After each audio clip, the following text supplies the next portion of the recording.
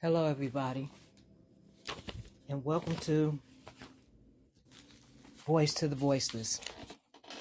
And I'm your host, Bronwyn Franklin. Sorry, it's been a while since I've been on. There's been I've had some issues with the platform. I've not been able to do it on my computer and do it live and then get the recording. So I'm trying it on my phone. So bear with me. Hopefully, what I'm about to read is going to resonate with some and bring an awakening to others and share a different perspective from those who have had challenges in life. So some of you all know my story, and I have a son that got locked up not long after I got locked up. He was away at college.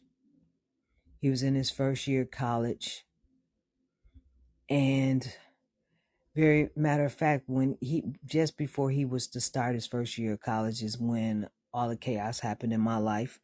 The breakdown, the assaults, the incarceration for myself.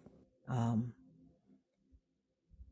and so he's sharing his perspective in a letter, and I'm going to read that letter. And throughout this letter,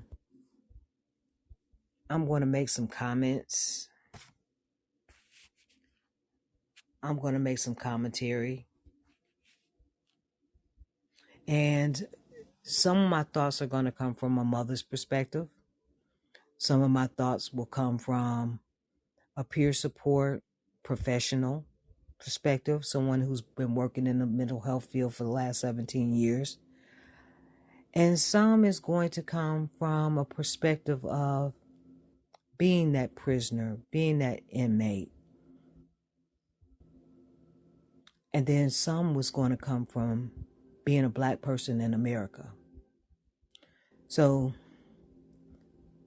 bear with me as I read through this. So it begins. Another college football season is in the books, and March Madness is everywhere. All the traditions, pageantries, and competition are familiar to the fans everywhere. And there are also endless debates around potential playoff expansions and which teams should be included. Debates which are shouted and retweeted from bars to offices worldwide.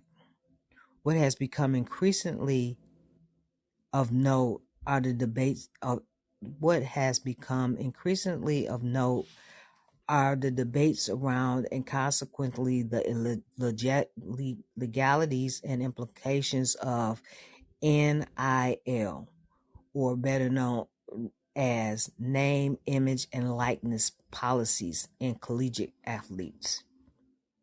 This is a legal term which refers to people in the public eye and the intellectual property they possess by the financial capitalism of their publicity, sales of their endorsements, speaking engagements, autograph signing, events, etc.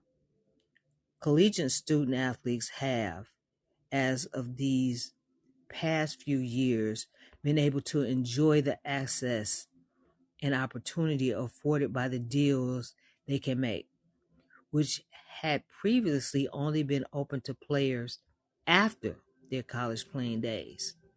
The college athletes can now share in more of the immense wealth generated by their on the field blood, sweat, and tears. So, as you can well tell, my son is a pretty educated young man. He graduated Cass Technical High School in 1997, which is one of the higher prestigious Detroit high schools, along with Renaissance. And he did make the dean's list in college. So it goes on to say, not everybody is pleased with this new state of affairs. However, many detractors believe college players being paid for their celebrity demeans the beauty of amateur sports. For these naysayers, money will reduce the ethics of athletes. And instead of playing and competing for the love of sports, they will only be playing for money. Others urge that not all university sports can afford to play athletes, since there are only 4 high revenue sports: football, basketball, baseball, and hockey for men. Still others emphasize that college athletes are students first, and that their scholarships and good education are payment enough.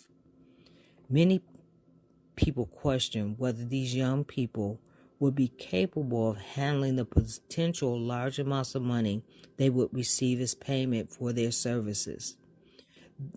There are even some major college coaches who question the ethics, the authenticity, the goodwill, the sportsmanship, and the honesty of other coaches when it comes to recruiting, and rumored offers of enticements or tampering with players committed to particular school programs. We've all heard about that. We've all heard about the recruitment and the enticements and all of that stuff. And, and as my son has said in here, this it's part of the controversy. It's a controversial thing. So I'm gonna go on. These are only a few of the arguments against the NIL deals, and the general idea of paying college students to compete in sports. Paying college students to compete in sports. Another is that there are not very many national standards of collective bargaining rules which govern these new practices. However, the lack of rules or enforcement mechanisms does not mean the concept itself is foul or flawed. These are other issues at hand which have not been broadly discussed. Okay? Often the decisions which result from these kinds of debates and sequential consequences which impact these young people's futures, at least on an institutional level, have mostly been viewed through the patriarchal lens. In other words, there is an indication that the athletes themselves should not have to say in they should not have a say in what's happening to them. The decision about them and the compensations are made above their heads by people who believe themselves to know better, yet often without clear insight into much more than a profit margin. The NCAA and its television broadcasting partners generate billions of dollars yearly, and the stoke the public demands for incredible feats of effort from these student athletes, which have limited windows of public exposure, peak physical athletic abilities in which to produce a living. Yet the athletes themselves have no seat at the negotiating table for or direct financial stake in the billions of dollars generated from their labor. This is the very definition of exploitation. And here I go. This is my thought. Exactly. It should not be anything developed about another human being without that human being's perspective at the table, without their voice or without their choice. This country this is supposed to be a democratic country, but it's not. That is not Democrat. That's not democratic at all. That is not liberty. And that is not the pursuit of happiness. It is exploitation. Here's all these people making all these millions and billions of dollars. And these athletes are the ones working hard, And then, yes, their education is important. But there comes other things in life besides their education that they have to consider. And we're going to talk more about that as we go on throughout this letter. And must I say, most of these college athletes that are being exploited are black men. Again, exploitation, just under the radar of modern day slavery. And that's just my perspective and my opinion. So I'm going to go on with the letter. Whether implicit or explicit, there always seems to have been a shut up, dribble, run, play attitude. A parental pat on the head or some excuse about understanding your plight coupled with a, and this is in quotes, I can't do anything about it because the rules are the rules, unquote, is the expression from the bureaucracy. Coincidentally, this is also the attitude often taken towards most marginalized people, such as the Black, Indigenous, and people of color, the LGBTQIA+, women, poor people, and the aged people, people with disabilities. These are all marginalized communities, and that's the attitude. I can't do anything about it because these are the rules. That was another Brahma perspective in there. This status quo has been maintained, perpetuated, and authenticated and authorized by people who often either unfamiliar or apathic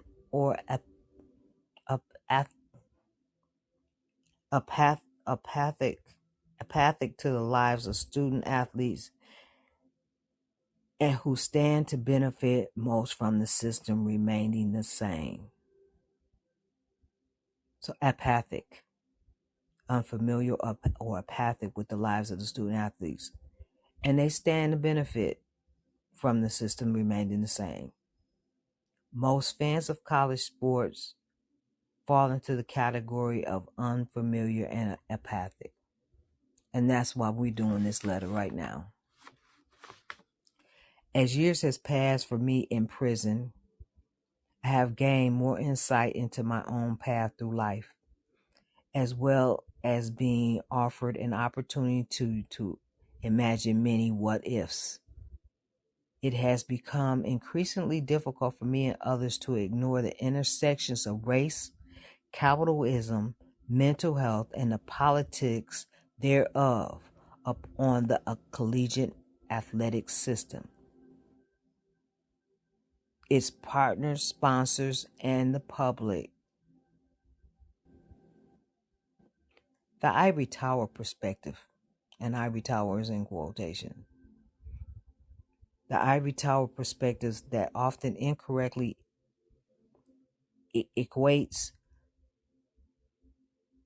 proximal. I'm just tongue-tied today, my goodness. I guess because I'm kind of a little worked up with this. Equates the minimal distance within bias objectively may require a more nuanced, intimate look at an issue in order to balance its conclusion out. The tales of student athletes who, like me, struggle with mental health, poverty, and trauma go overlooked by debaters and decision makers alike. These are the voices of the people who no one notices, yet who play with the biggest stakes. For those, the prizes are only money or bragging rights for their team. For others, it is their very life which is on the line. So my son is in prison because he committed a series of crimes trying to survive as a college student, college athlete, right after I was incarcerated. His main support, his only support. And those crimes landed him in prison for the rest of his life. He was 19 years old at the time. He is currently 43. He has spent 24 years in a correctional facility. I'll talk more about that later. Back to the letter. I vaguely remember my first track meet. I did not know where anything was. I was 8 years old at an annual Detroit City Public School meet at Dr. Martin Luther King High School, somewhere around 1988. I had no clue how to be a professional athlete or whether I even wanted to be one. I was just starting my fourth elementary school in the past 2 years and just wanted to find my place. I had no friends yet and was only there because my gym teacher was in fact a professional runner himself who had noticed my speed during a class drill. I do not remember making any friends that day either. I do remember the thrills and the nerves and the exhilaration and the adventure. I had found my thing. In those nonsense days of cable television and my familiar limited resources, I was inundated with sports on TV. I got caught up watching Carl Lewis on NBC during Olympic years, like everybody else, and had now finally found out how I could run like him. I was hooked. The George Ford Community Track Club was a reflection of the kids who comprised its members. We were incredibly young, scrappy, potentially hungry, and underfunded with tons of heart. We scraped together money for entry fees, travel, team meals, and uniforms by hosting raffles, skate parties at the Detroit Roller Wheels rink. The neighborhood supported us mightily. We practiced at Cody High School, Mackenzie High School, or UD Jesuit High School tracks, and traveled in Coach Johnson's band to meets throughout the Midwest, as far south as West Virginia. Sometimes we drove all night, up to 10 kids in a van. Other times we would skip the fast food and rent a room and use a hot plate. Here I go. This is me. You know, those kids they worked very, very hard. If this was a place I could show pictures, I could show pictures of them in their track uniforms, because we did. We had bake sales. We did the raffles. We did the skate parties to get them some uniforms, because those kids worked so hard, and they ran and they would run, and they went to the nationals. They went to the regionals. These were little kids, like he said, they had hearts. And so we did. The neighbors, as a neighborhood, we did sacrifice. And Mr. Johnson was an elderly man who had two bonus children, had a bonus child and a bonus grandchild. And he would take them in his van and drive. Yeah. And I mean, I've taken my other kids and we went to Tiffin, Ohio, and Kentucky. Yeah, they ran in 5 states. These kids was good.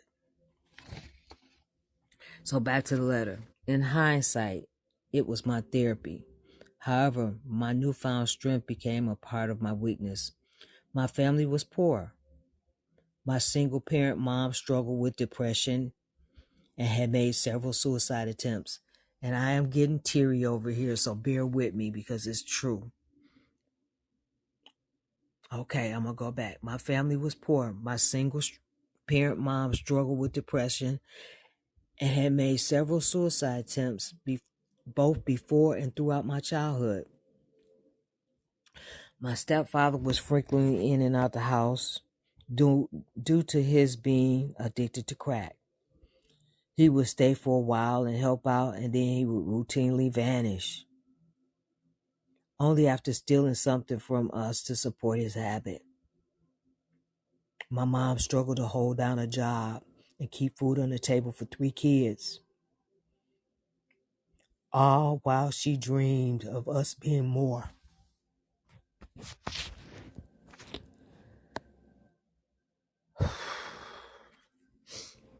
And that's so true, because when I sat in a prison cell, a therapist asked me, what was my dreams?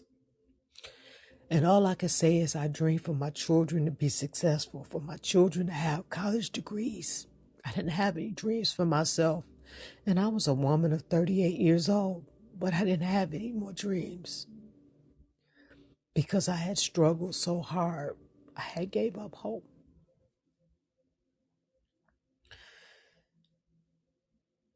So back to the letter. Neglect and abandonment became the norm. Abuse flew back and forth between the adults and trickled down to my siblings and I. Track became my escape, my way out. My thoughts of growing brownness became a way to disapprove of the inferiority I felt from the embarrassment, the shame, and the resentment I experienced at home. I never developed adequate strategies for handling the mental health traumas I endured or felt comfortable accessing assistance. Also, much of the self-esteem and confidence and the sense of worth I had recently developed was becoming directly related to my success on the track. Yes, we had therapy. They went to therapy. I went to therapy.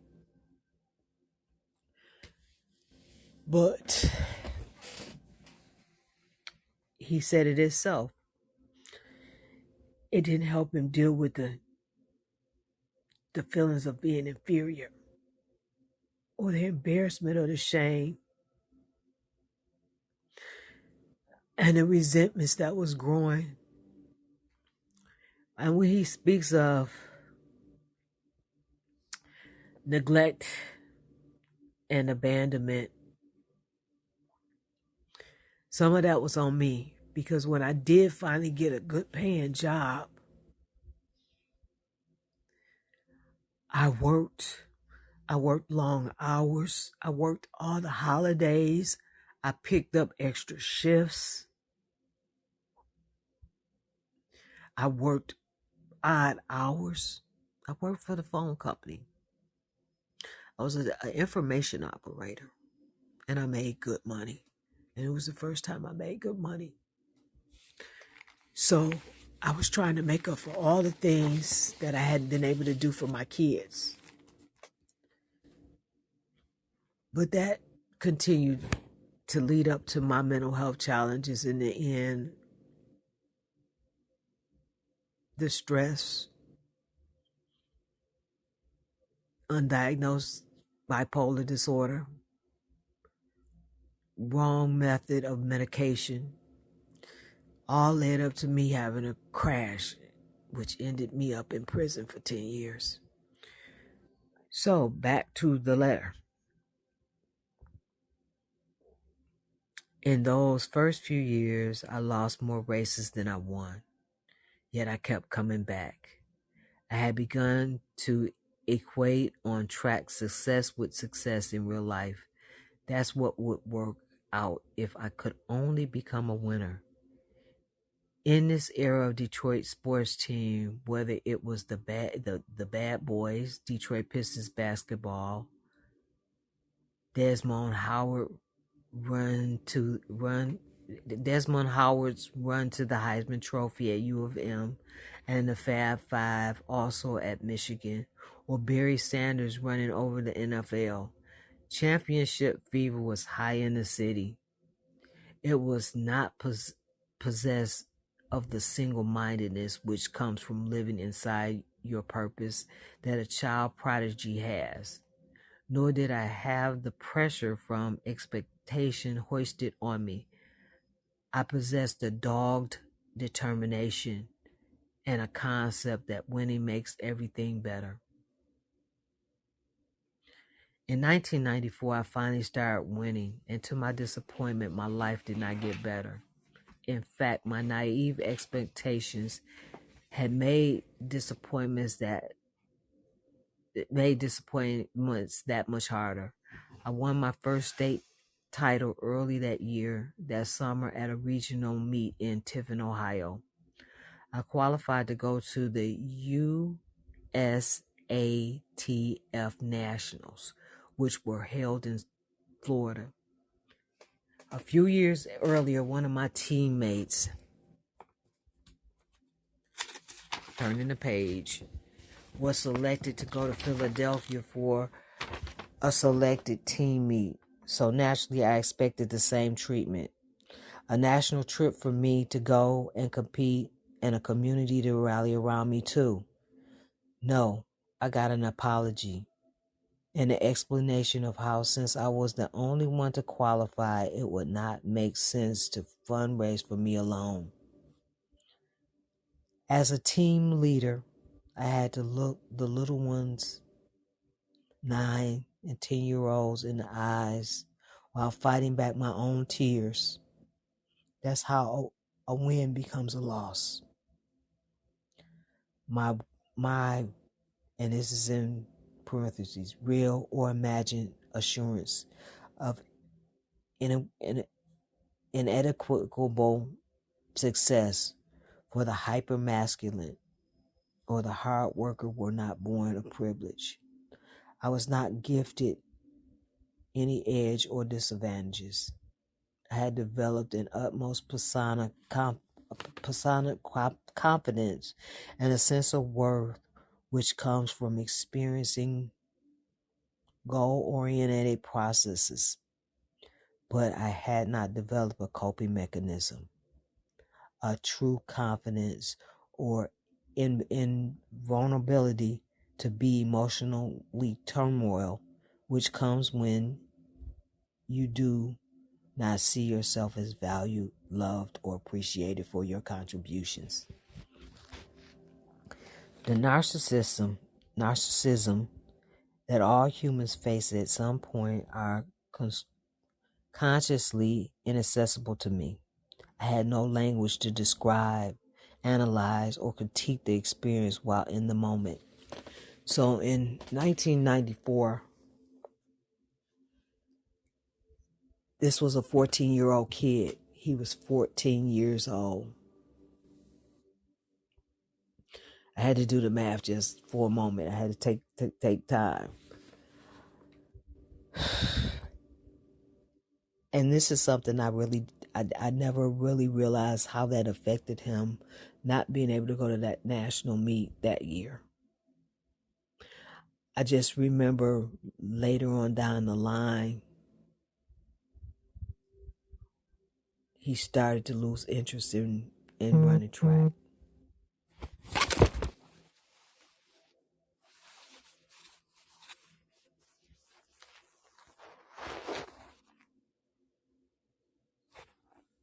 So, go on.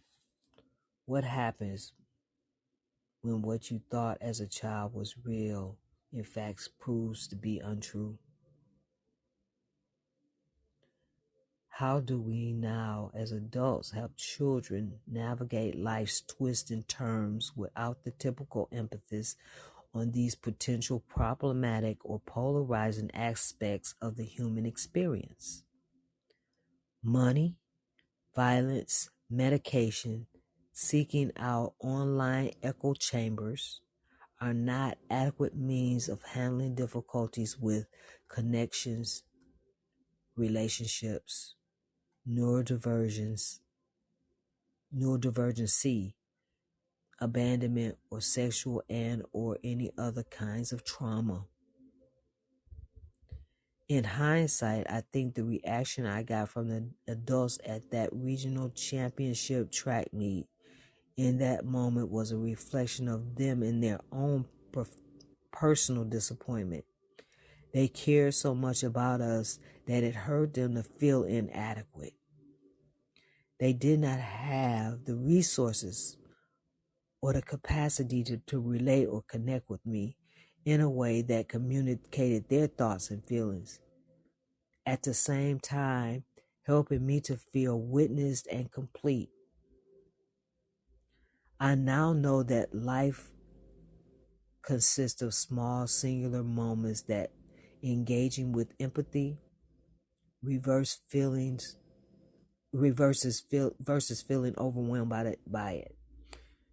Single moments where engaging with empathy versus feeling overwhelmed by it can mean the difference between building beneficial habits or exaggerating problematic ones. The ability to do so only comes with wisdom and practice. As a professional working as peer support, I teach and there's a LA Times article where I talked about emotional ECPR. And what I've learned in emotional ECPR is what helps people when they're in a moment of crisis is sometimes allowing them to talk. But what we do is we stick with the feelings. We help them identify the feelings because a lot of times, just like this is saying right here, we're so caught up in the disappointment, the pain, the overwhelming feelings that we have not labeled what it is we are feeling and why we're feeling it. We might not have labeled it overwhelming or scary or painful or disappointing. We have not labeled it. We just know that we're having all these strong feelings and we're stuck in our head in some sort of monologue. And as we start to talk about it, we start to process. And it helps to help people identify what their feelings, and it's like stick with the feelings. And I wish I had known this when my child was going through it, and as adults, we sit back and because we weren't able, and I couldn't afford to send him. I couldn't afford to take him. I couldn't afford to get off work. I couldn't afford none of that. I had two other children as well. I never, never realized how disappointed and brokenhearted he was.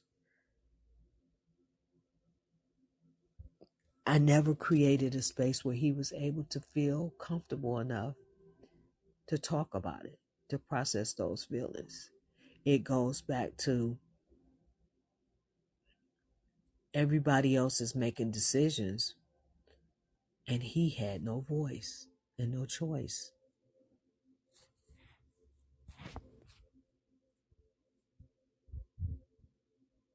And we have a lot of long conversations, him and I, and we talk about a lot of this stuff, and we work through some of it, but some of this is still kind of eye-opening for me at the moment. And this is what I'm talking about. Cause yeah, he was 14 years old. He was in high school. Matter of fact, this is a kid that didn't do kindergarten because he could already count to 100, and he could already read on a fifth grade level. So they didn't even they took him straight out of kindergarten. He had not learned to do addition and subtraction. But Reed, he is still a very, very strong reader. Knowledge, curiosity, Discovery Channel, History Channel. This is who this man is. And he never told me why he stopped running track. So I'm not sure if I'm gonna get it here, but he's gonna talk about something that I knew, but I don't know why. I only ran track in high school for 2 of the 4 years. I was disillusioned. Not only had my last club season experience been traumatic, my first year of high school track was not enjoyable. My high school was in the midst of the state championship dynasty, and I did not entirely understand the culture or the logistics. By getting up to speed did not seem like a priority for the coaching staff. Neither, no pun intended. There was little conversation about development. The coaches and I never spoke about improving times or recovery methods or nutrition. I was never under the impression that I was more than a body to compete during the regular season. City dual meet schedules, that is until the football season came into the state meets. City dual, DUAL meet schedules. So they were having like 2 meets.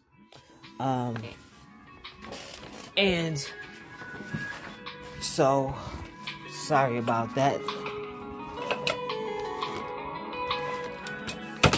I'm gonna have to call them back. Sorry about that. And so they just kind of went with track was the big thing until the football players came in, and it was the run for the state meets. So this was disconcerting sense of alienation I felt, and as a youth I didn't understand why I felt like that, nor did I have the language to describe the emotions I was experiencing. I didn't feel like anybody cared or understood what I was going through. Plus, real man, and this is in quotations, and we need to stop teaching this crap. Gut it out. So I should suffer in silence, is what he felt. We need to stop teaching that crap to our young men, to our boys, that they gotta suck it up and suffer in silence. No, it's not okay. And then you wonder why we got all this violence, all these kids going off doing all this mass shootings and shooting up schools and all of this stuff, because it's got so much pain built up, and they don't have no way of getting it out. They don't have nobody to talk to. They're isolated. Come on, people, wake up. Okay, here we go. I also thought I should honor what the coaches wanted, even though I knew my strengths were elsewhere. So I had no idea this was what was going on in high school. I just know that he stopped going to high school. He got stopped going to track. He stopped running track. Part of my delusion was I was hopeful that he was going to be able to get a scholarship through his running abilities, because he was good. But again, naive. I was naive. So, to go on, I was not finding connection or enjoyment in the team. I eventually found it in high school ROTC, and it began to be a way to meet the gym requirements without getting sweaty in school. Plus, the anxiety of school showers and movie scenes of kids being bullied there had me more than a little nervous. I enjoyed the camaraderie and the discipline. I felt like I was learning skills that would help me in life: leadership, diplomacy, survival skills, and organization. It felt more at home. I felt more at home with with the friends I was making and begin to feel more of myself. I appreciated the soldier ethos, and all of a sudden I wanted to join the army. Swept up in the college fever of my classmates, I'm amped along with ultimately neglecting my responsibilities inside my newfound popularity. I never obsessed about college. I only knew that was what I was expected to do after high school. At the same time, my growing social circle was exposing me to new ideas about things I had never considered: marijuana and drinking, sex, and popularity. For a young man already dealing with anxiety, depression, isolation, poverty, and undiagnosed PTSD, the complexity of an ever expanding social circle, it began to get heavy.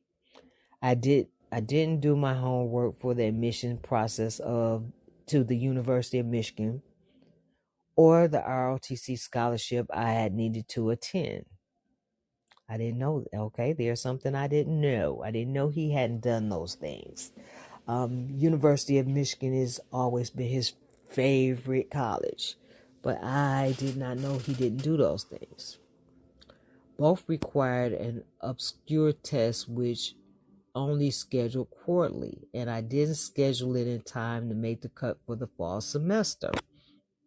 Interesting. I didn't want to wait for the next window, which would put me behind my classmates.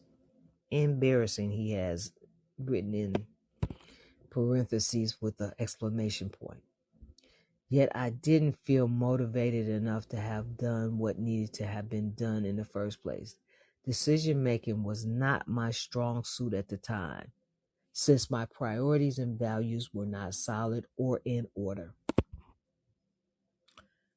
My behavior reflected the inconsistency of my mind, my body, and my environment.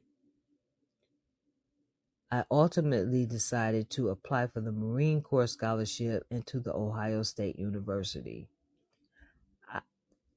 I chose for equally immature reasons. One, because it was far enough away to be distant, yet close enough for me to come home often. And number two, because Michigan State never crossed my mind, even if it fit the same parameters. Michigan State University also had many of my friends there, and with the built-in environmental and social support for my adult transition, could have been so much healthier, productive, and a successful alternative. While I visited the OSU for orientation, I imagined life as a college student athlete would be amazing. I went to the practice facility to walk onto the team. They didn't know who I was, but voiced no objection. I was told when and where to show up for fall practices, and I agreed. I didn't know what else to do. Going through the motions and chasing the dream seemed to be my only option. So much of this is so new to me. Then the summer of 1997 happened. I was living with my grandmother for about a year when my mother was arrested and charged with a fire that destroyed the house that she had and my two siblings had lived in. This was 2 weeks before I was due to report to Marine Corps ROTC orientation on campus. I was thoughtful enough to call the commanding officer and explain and ask to be late. I was almost numb. My younger brother and sister were displaced. And in hindsight, the adults were looking to... Let me go back. I apologize because this is hard. I was mostly numb. My younger brother and sister were displaced. And in hindsight, the adults we were looking to were not particularly diplomatic. And Man, that's an understatement. Lord knows it is. Everybody kept telling me to stay focused and not stress out. No one actually told me how or helped me to avoid, cope, or handle the pressure, the stresses, or the problems that were arising daily. My military scholarship was covering tuition and books, room, board, and fees were my own responsibility. Once I arrived on campus at the athletic department orientation, the athletic director appeared to speak to the team. We were given a 1.5 thick binder with the NAA and OSU rules for student athletes eligibility, and the department expected for us, and the department's expectations for us. We were also warned of the consequences for not meeting these requirements. One huge rule which they emphasized over and over was that we couldn't, under any circumstance, earn or otherwise receive payment for services. We also could not accept gifts related to in any way to performances, more than $2,000 per quarter, and remain eligible to compete. In other words, I could not hold down a job, receive a gift, stipend, or any assistance in excess of the $2,000 in a 3-month period. This is in 1997. This is a college student away from home. That's crap. He couldn't hold down a job, receive gifts, a stipend, or any assistance because he was being an athlete. It's garbage. So, goes on. How was I supposed to remain in school? When would I have actually been able to hold down a job? Regardless of how many classes I took, I had to live on campus while attending those classes.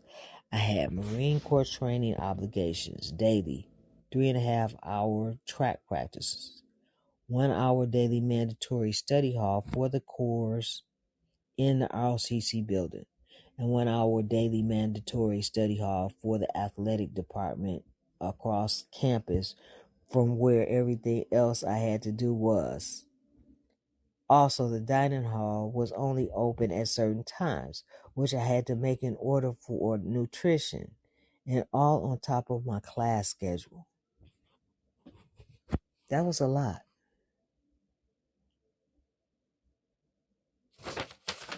And I was sitting in Wayne County Jail fighting charges. I had lost my job at the phone company, so I had no money.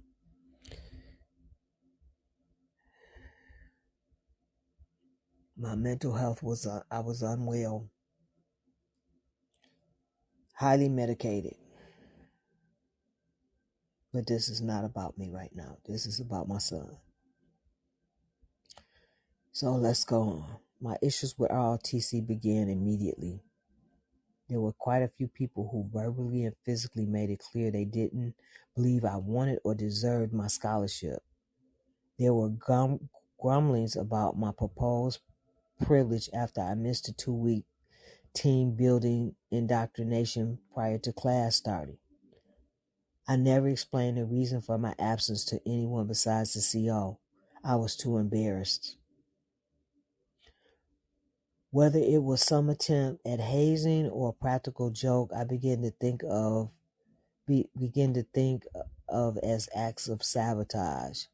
No one put me aside to explain what I had missed or what the terms, conditions, and obligations of my services was.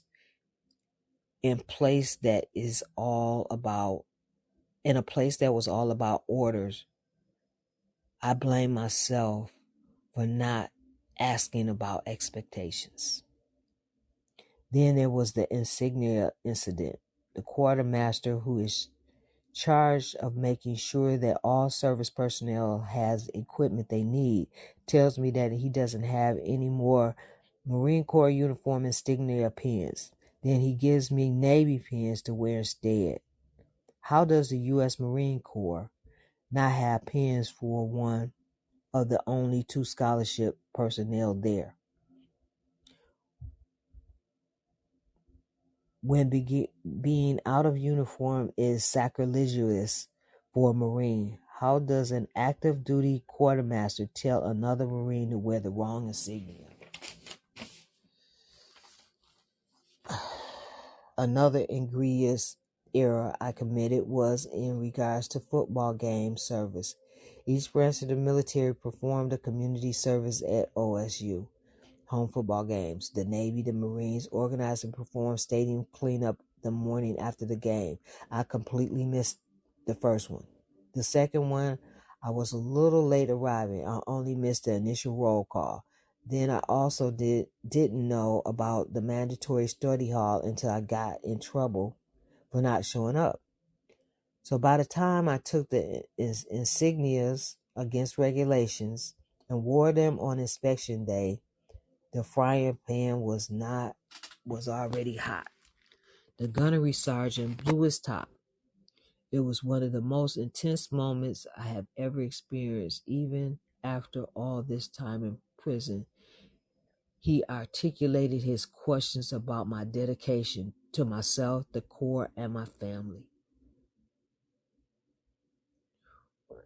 He said, "Who the fuck did I think I was?" He questioned my manhood, my implicity, my explicitity, and said I was lucky this wasn't the course of his youth, or else I would have been somewhere bleeding because of some of the shit I had done. He said he didn't care if I was some big track star. I better wake up and get a fucking clue. Stop chasing some fucking dream and get real. He also made it clear there would be no more quarter given. I had to participate fully in everything that everyone else was doing, or else I basically balled up. It was the first time I cried about anything since my troubles began. I wish I knew who this damn person was right about now, because he needs some mental health training. This child just went through a hell of a trauma. I mean, his mama just got locked up. His brother and sisters misplaced. The house is gone. And he's miles away from home, first time ever. How traumatic for an 18-year-old. Matter of fact, he wasn't even 18 yet. He was still 17 because he was a year ahead. Okay. The sergeant had also, without my knowledge, informed the student chain of command of his displeasure. Either that or they had finally become fed up as well. I suddenly had people coming to me who I had never previously spoke to, expressing how they wished they had what I had, and that I should embrace the Corps like family in order that I might become a part of something great. It felt forced and weird. Where were these sentiments before? It felt abusive, like some of what I saw my mom go through in her relationships, as if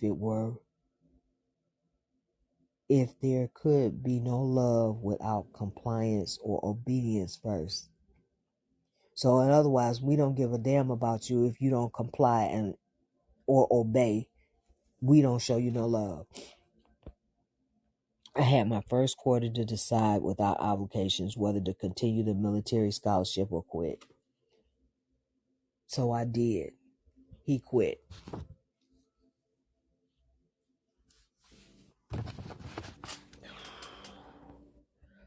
All of this is within the first 3 months of being on campus. This is also coincidentally when the hunger got intense.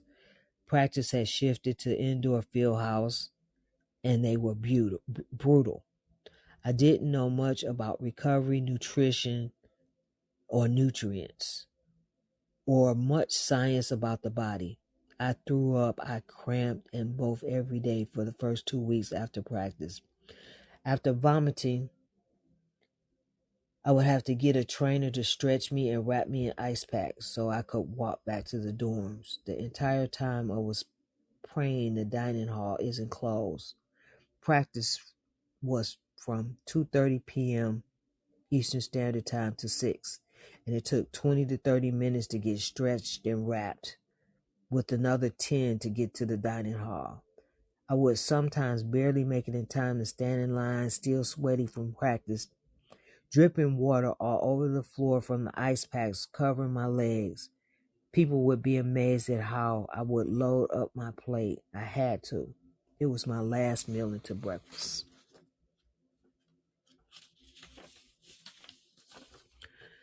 This is very painful for me to read.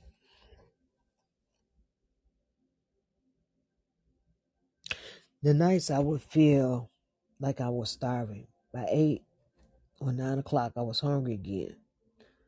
I couldn't eat big meals or snacks throughout the day. My aunt had given me $300 when I left for campus, and it was all I had. Besides, I had finally learned on my own what I could and could not put in my body before practices and when I had to eat. One turkey sandwich with lettuce, tomatoes, light mayo on wheat with 4 ounces of orange juice exactly 1 hour before practice. If I deviate in any way, I would get sick at practice. My friend Lauren would buy me food sometimes, and my roommate Rashad and Richard would break bread when they could. November 1997, I was 2 months away from my 18th birthday. I was alone in a new city, hungry with no income or means or no money. My mother is facing 10 years in prison. My younger brother and sister and I all separated from one another.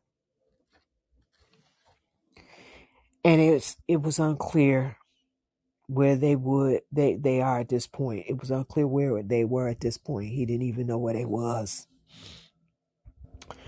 I was operating at a severe budget deficit with room and board and fees payments looming, and there were more than a few angry, quite possibly jealous, pretty motivated Marines on my case.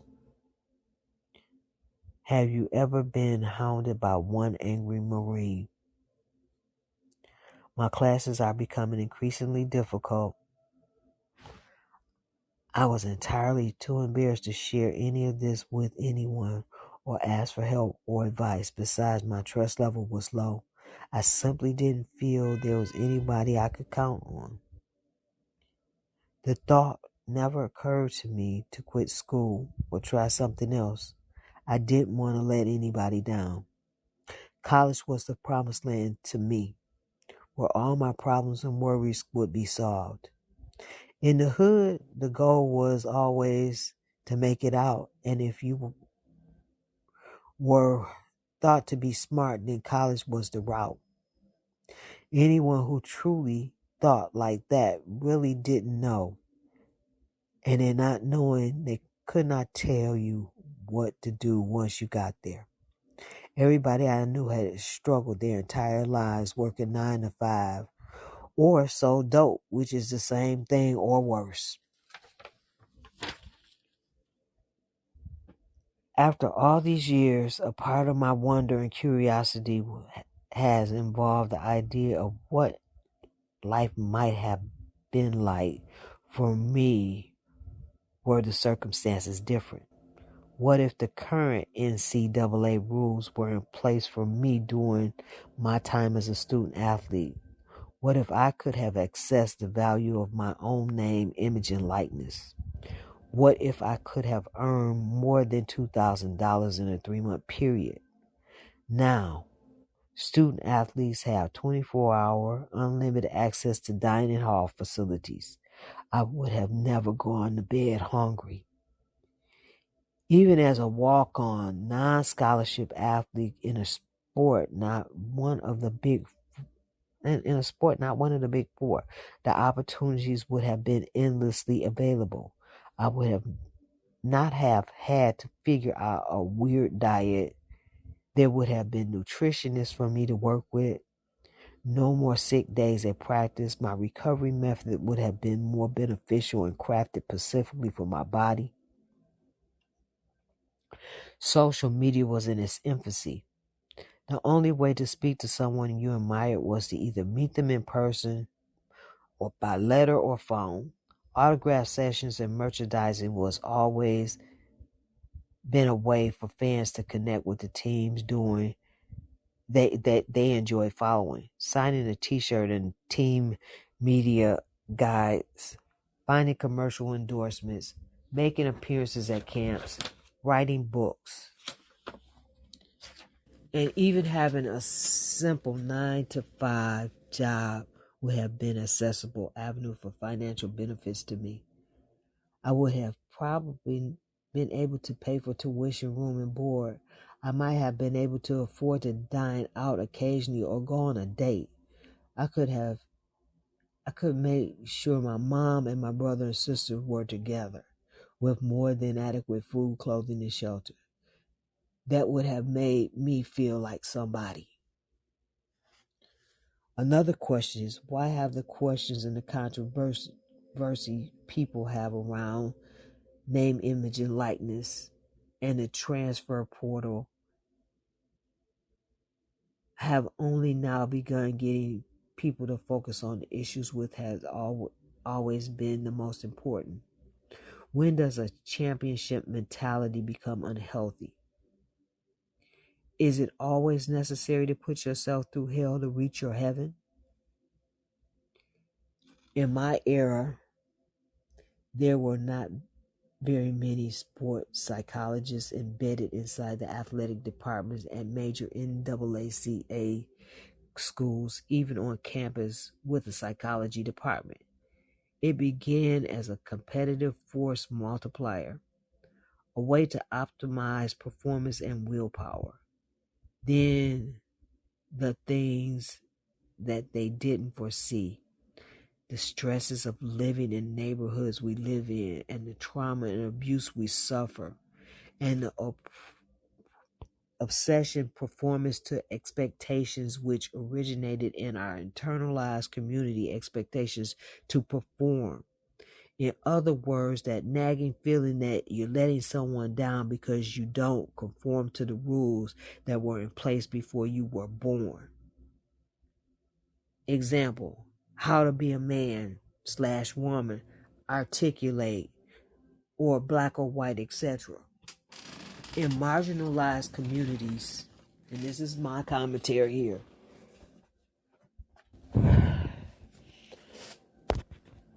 most black families are single parent families, and we're struggling. Many of us have not been to college. I tried college as a single mother. I had one child, and then I tried again. I had 3 children. My mental health didn't allow me to stick with it because of that same thing about feeling like I'm letting somebody down. And I would fall into these major depressive states and not be able to go to school, not be able to study. I had kids. There was nobody to babysit. There was nobody to keep the kids while I tried to do homework and study. It was not easy. And so our expectations is for our kids to go to college. My mom was a single mom, and she worked a 9 to 5. She didn't have a college education. My dad was a high school dropout with a drug addiction.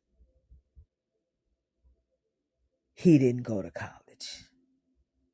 My sister was trying to go through college and raise her children as a single mother And it was hard. So we always want the best for our kids. And I think being as intelligent and smart as my son was, I always thought that. And I think we all thought as a family, as generations, that he was going to be the first of our out of three generations to go to college.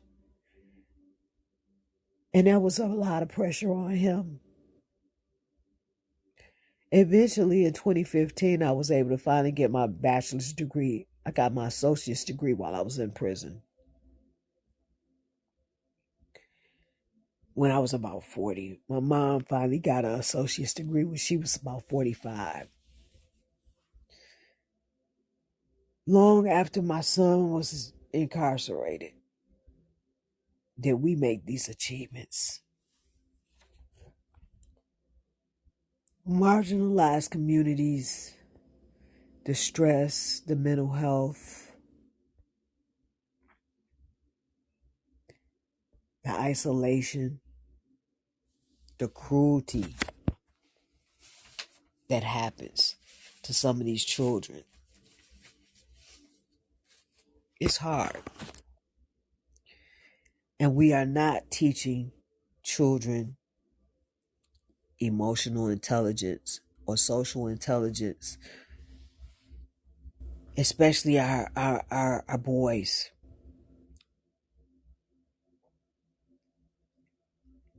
Take a look at this country and the number of mass shootings that we've had alone in the year 2023. I have not really looked at the statistics lately, but they were alarming. And we're just in the month of May. And before I finish this podcast, I'm going to show them out there. So I'm going to finish this up. I'm almost there. Things about the gunnery sergeant is that, in hindsight, whatever you say about his methods, approach, or language, he is not necessarily incorrect. Much of what he said had merit and was sound advice for the circumstances I found myself in. When a person is in the midst of a mental health crisis, the how,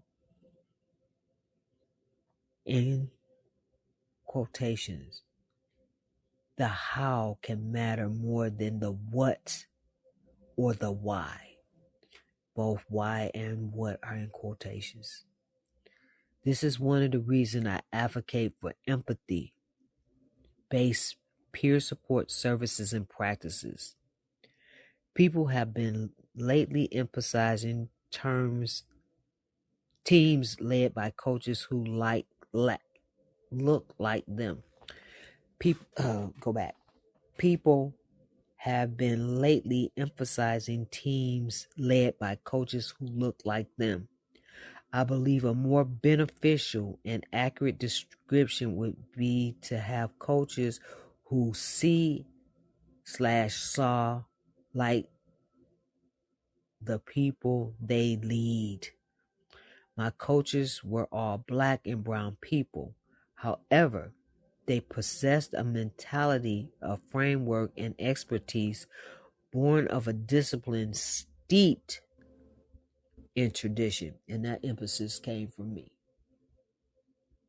They never imagined the nuances of relating to me, where I was in my humanity. Emphasis is mine. Empathy for me means that I do not limit my identity or only relate to people who live like me or look like me or come from the same city. These are not barriers for me to imagine what it could be like to be you. It also means that I do not limit my respect for, observation, or listening to. I do not limit my cherishing, nurturing, nourishing, or celebration of people only to those whom I imagine are similar to me. And that's what happens. You got to walk a mile in my shoe, take down those barriers, and step into that other person's viewpoint and see it from their perspective. That's what empathy is. Celebrate them, listen to them, understand them, but take down those barriers and those preconceived notions. That's a brown one perspective. Back to my coaches never once asked me about my headspace. Aside from my performance point of view, I was a walk on. Are you ill? How's your hamstring? Have you been conditioning over the summer? As a matter of fact, have you paid your fees yet? No? You can't use the facilities then. They didn't know where I was from or what my life was like there. They never asked about my classes, not once. They didn't know how the drug addicts around me or the concepts or the behaviors I emulated until I learned differently, or the beatings I took, or the bullying I dealt with. They didn't know my mom was on her way to prison at the time, or that I was separated from my siblings. They didn't know my girlfriend and I had gotten pregnant and she felt compelled to have an abortion to protect our future. Her words. A decision I later dishonored by my crimes. They didn't know I was hungry every night or that track kept me focused because it and its impulse were the only things in the world that I owned. They didn't know I thought about quitting. But the idea that letting my family down by leaving college was worst idea than resorting to crimes to make money in order to stay in college. They didn't know that I was trying so hard to be hard that I broke. My teammates weren't equipped and just teased themselves. They weren't trained to notice, as we might fairly or unfairly expect of coaches and leaders of administration.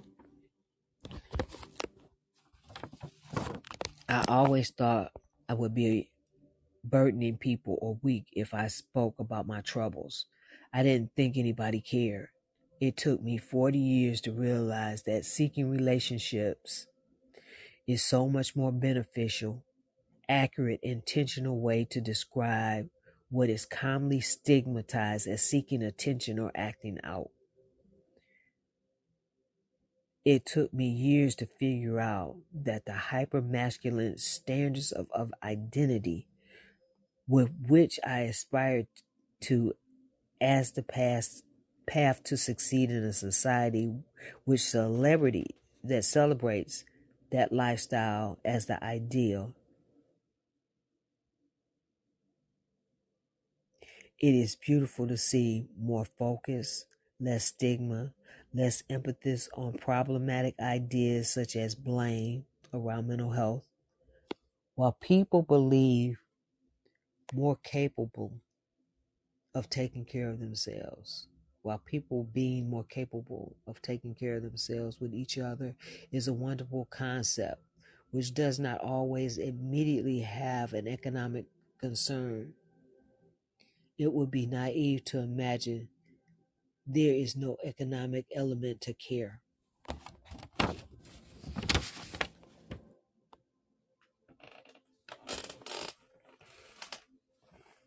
I believe there is, for some people, more emphasis these days on mental health and the necessity of being involved in the lives of these young people because of the economics.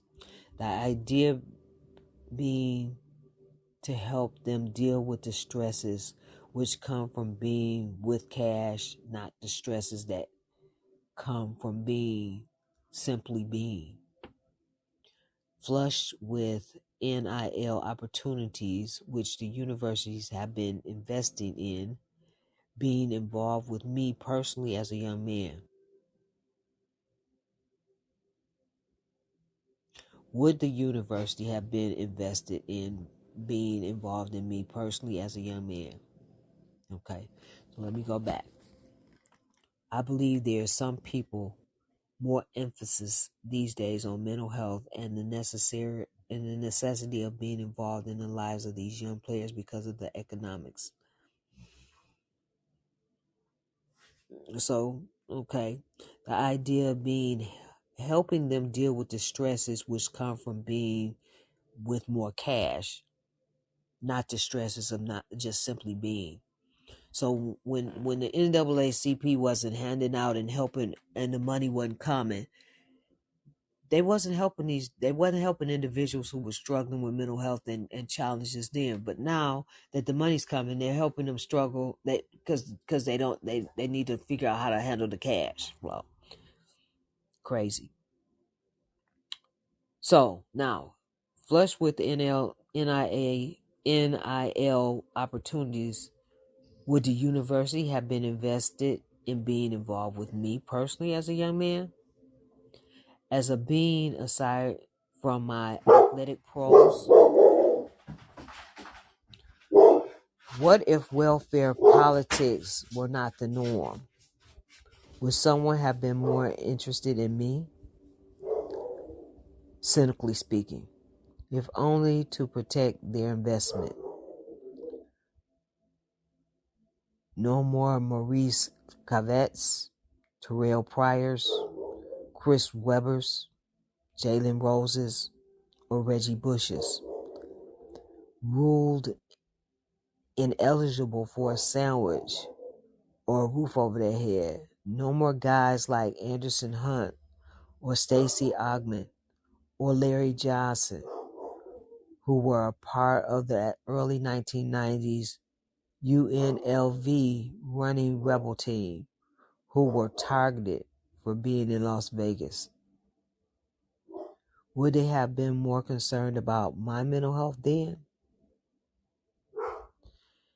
If you're worried about how much trouble I could get into with a pocket full of money, imagine how much trouble I can get in without it.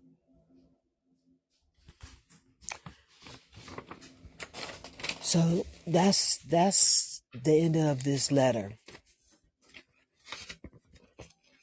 If you have any questions or you want to reach out and talk directly to him, send me an email and I can send you his information, but I don't want to put his name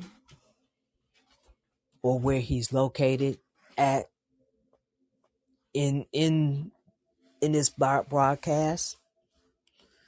But anybody that knows me personally knows his name already. You know, he's in Ohio. You know he's a 43-year-old man, very articulate, very educated. So if you want to reach out to him, send me an email or reach out to me and I can put you in touch. He's also very, very into astrology. He's been reading and doing astrology for over 20 years. He's self-made guitarist. He's there. I think I got a couple of videos on my YouTube channel.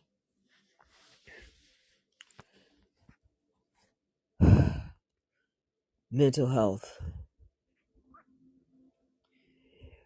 We have in our community talked about it, and they've looked at it, and they've studied it, and they realized just how much trauma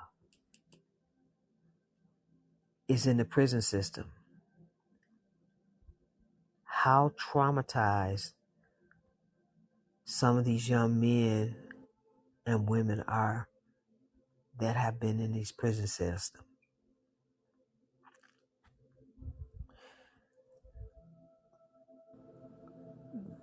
When are we going to take a look at how we're teaching our children, how we're treating our children, how we're dealing with feelings and emotions?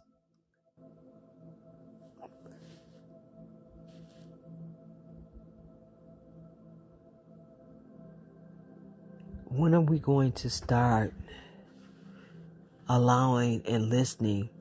And we, as a society, we're becoming more and more detached. We're becoming more and more glued to our phones and not listening to the children, or glued to the TV and not listening to the children. We're so stressed out and working 24/7 that we want to just detach from our own feelings and our own thoughts. You know, that's not okay. So we're not listening to the children. We're not teaching them how to express themselves or learn how to talk about it. For so many years, I talk about how I wear a mask, because I was trying to be what I thought a mother looked like, or what I thought a wife looked like, or what a daughter thought, because I didn't want to disappoint people. And it got so bad that I realized by the time I got to prison, I didn't have an identity. I didn't know who I was, because I was wearing these masks, pretending to be all of these different people, all these different hats. And that stressed me out. And eventually it took me over the edge.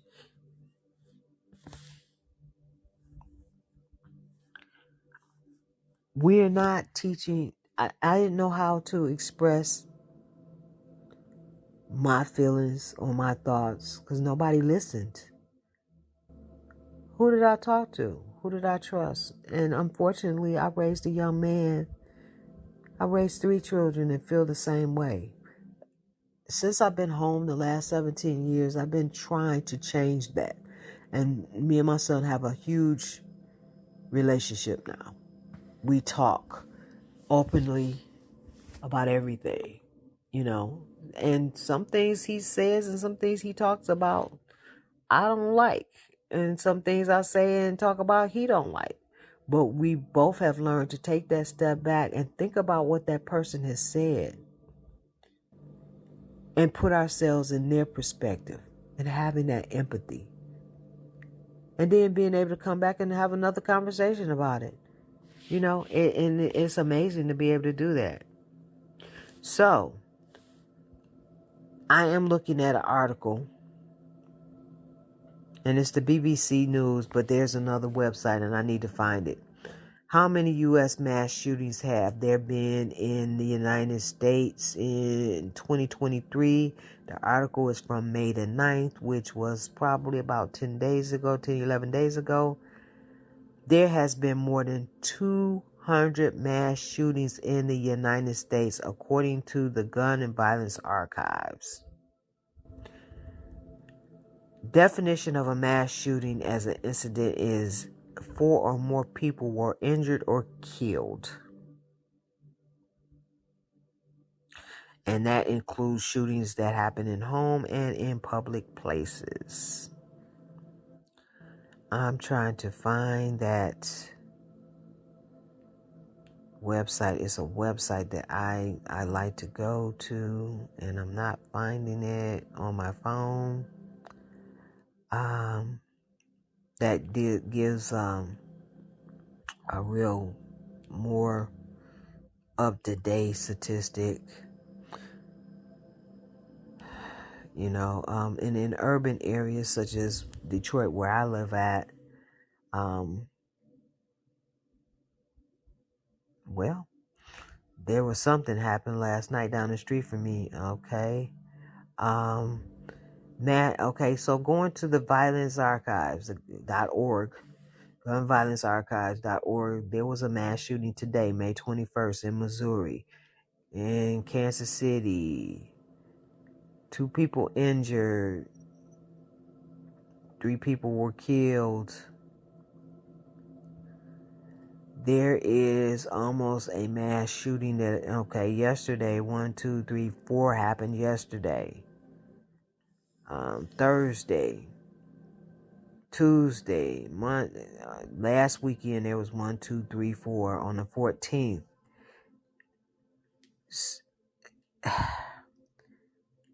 People are in pain. People got all these bottled up emotions and fears and trauma, and they are just exploding. This is just ridiculous. It is so sad. Over 200. And that was as of May the 9th. And since May the 9th, there's 2, 4, 6, 8, 10, 12, 14, 16, 18, 20, 23. 23 mass shootings since then. America, what are we going to do?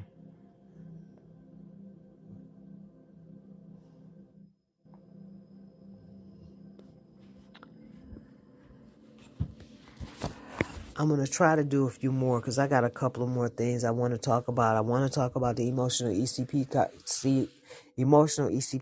class that I do and I train. Again, there was an article in Group Therapy. It was called Group Therapy is the blog or whatever it's called in the LA Times. That was back a few weeks ago. And then you can also look up their website and as I've been learning it, I've taken a lot of classes. I've taken mental health first aid. I've taken a lot of different trainings. And I love and I endorse the emotional ECPR because it was written with people who have lived mental health experience. And also, as I have been training it and using real plays and playing out real events that has happened in my life, such as the suicide attempts that my son talked about, because there's been 3 of them, and the way it played out in the emotional ECPR, using the skills of connecting with people and empowering people and revitalizing them and giving them back their hope. If I had that in my life in 1970 something, the first suicide attempt wouldn't have never happened. And that happened in 1979. If I had it in 1985, that suicide attempt might have not happened. And the night that an assault happened in my home in 1997, I was rapid cycling, undiagnosed bipolar, had been manic for 4 months. And I was going from suicidal to homicidal all within 3.5 seconds. And all I wanted to do was wanted the pain to end. I wanted it to stop. Every suicide attempt has been, I want this pain to stop. I got so much pain. I want it to stop. And that was the only way I thought it could stop. I saw no hope.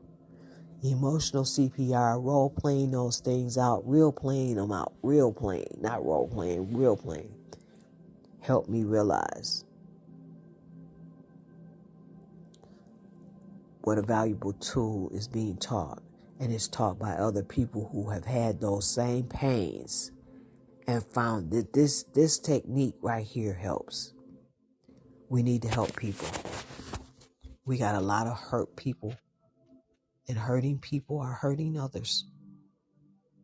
How do we stop it? Let's figure this out together.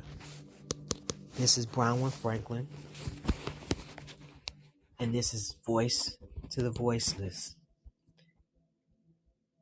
And that was the tale of a student athlete.